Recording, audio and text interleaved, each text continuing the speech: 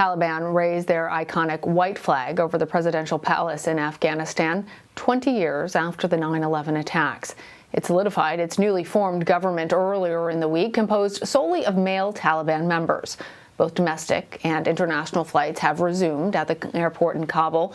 Afghan staff, as well as experts from Qatar and Turkey, are working to keep the airport functioning. The facility, as you know, was the focal point for the U.S. military's final withdrawal. Secretary of State Antony Blinken will testify before both the House and Senate committees this week about the withdrawal. Lawmakers are looking for answers about the way that the Biden administration ended the war in Afghanistan. Former acting deputy and director of the CIA and CBS News national security contributor Michael Morrell told Face the Nation's Margaret Brennan that he believes that the exit from Afghanistan has increased threats to the U.S. I think that the Taliban winning the war in Afghanistan and then the way our exit happened has absolutely inspired jihadists all over the world. The Taliban is saying, we just didn't defeat the United States. We defeated NATO.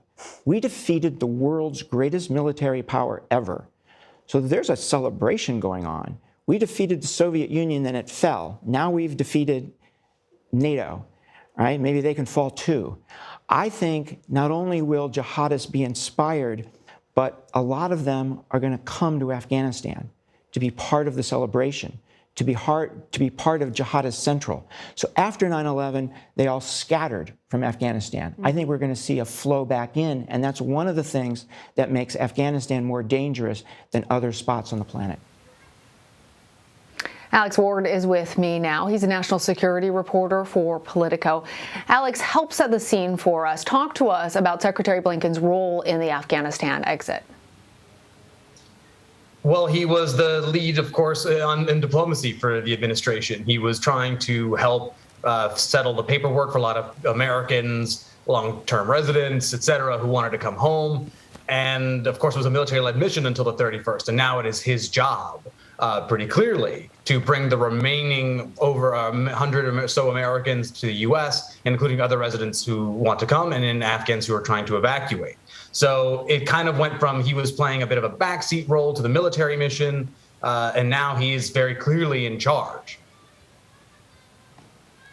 And there are a lot of questions about how that exit was handled. So what are the most pressing issues that you expect lawmakers will ask Secretary Blinken?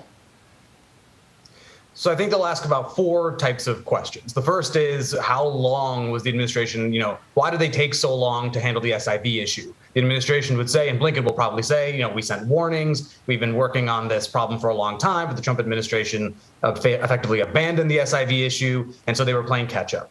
But I think lawmakers aren't really convinced with those arguments, so they're going to start talking about that from the beginning. They'll also probably ask arguments about Bagram and why the decision was made to close that. Of course, that's more for Secretary of Defense Austin and Chairman of the Joint Chiefs Milley, but Blinken was in the room when those decisions were made. So they'll want to know what was being advised, what they were telling the president, and whether Blinken went along with that. They'll also probably want to know what the intelligence said about why the Afghan military decided to not really fight and why the Afghan government collapsed so quickly, including with President Ghani fleeing. And then the last element there, I think, is why no one moved the timeline, right? It was originally September 11th was when all U.S. troops were going to leave. That got accelerated to August 31st. And seeing as there were still Americans left in Afghanistan and other at-risk Afghans, why the military mission didn't extend further and why they're now so reliant on the diplomacy that requires working so closely with the Taliban to get people out. Alex, a lot of times these types of hearings are just political theater. In this case, Republicans and Democrats are critical of how the administration handled things. Do you expect that we're actually going to learn new things in these hearings? Probably some tidbits, right? We'll probably hear some more inside the room information that has not been reported. Perhaps Blinken would be more forthcoming on advice he personally gave the president. Perhaps someone might find a piece of intelligence, or they'll ask questions that might reveal more about Blinken's thinking. But it feels like we still basically know the main story, which is President Joe Biden wanted out of Afghanistan. He wanted out by the military mission. They've been pretty forthcoming in saying that there was unanimous consent in the advice, effectively, that the U.S. should still leave by the 31st. The ISIS attack on the Kabul airport probably, fortified the president's decision. He was pretty forthcoming about that.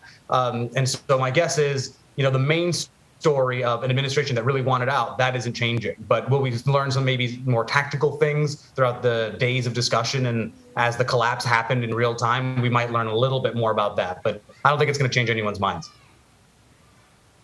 So who else is expected to be called to Congress to talk about the U.S. withdrawal from Afghanistan, Alex? Secretary of Defense Austin and Chairman Milley will be at the Senate Armed Services Committee in a couple of weeks. I don't remember the exact date at the moment, but they will be following Blinken's performance, and that will be interesting because Blinken, again, is sort of the lead of the mission at this moment. He'll be setting the table and trying not to step in it. So when Austin and Milley come to testify, they aren't sort of using what Blinken said as ammunition. Also, it should be said, General Scott Miller, who was the commander of U.S. troops in Afghanistan, the last one, will be doing a closed session coming up in the coming days. So they're really going to meet kind of the top people in this, right? They will be coming forward for public testimony, and there will be closed sessions where I'm sure the conversation will be a bit more interesting. But at the end of the day, I think it is fascinating that in a Democrat-led Congress, in the House, in the Senate, these hearings are being brought up. They were called by Democrats.